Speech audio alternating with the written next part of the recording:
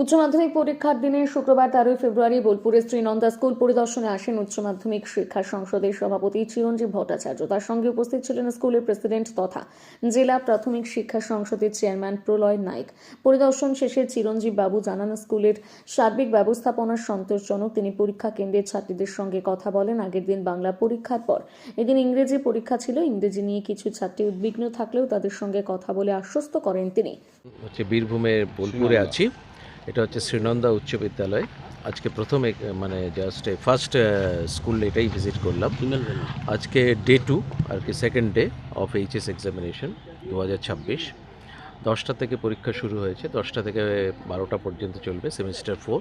আর তার সাথে 10টা থেকে 1টা 15 পর্যন্ত অ্যানুয়াল সিস্টেম হোল্ডেরও খুব সামান্য সংখ্যক কিছু স্টুডেন্ট আছে।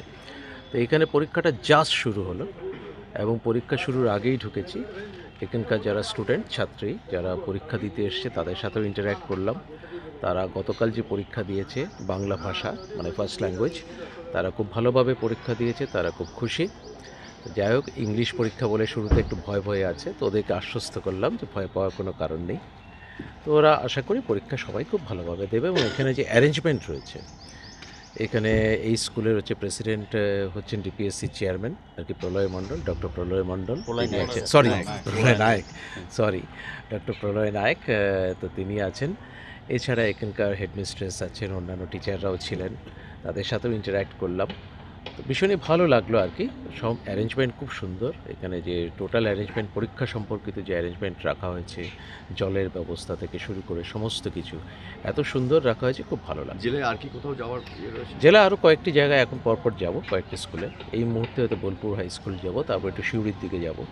এবারে তো 3টে সিস্টেমে পরীক্ষার রেজাল্ট কবে বেরোচ্ছে বা সেরকম কিছু পরিকল্পনা হয়েছে? রেজাল্ট বেরোনোর ব্যাপারটা আরেকটু পরে আমরা জানাতে পারবো, পরীক্ষার একটু শেষের দিকে গিয়ে।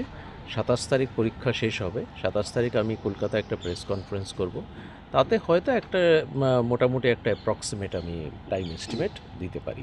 তবে ওই সময় তো ইলেকশন চলবে।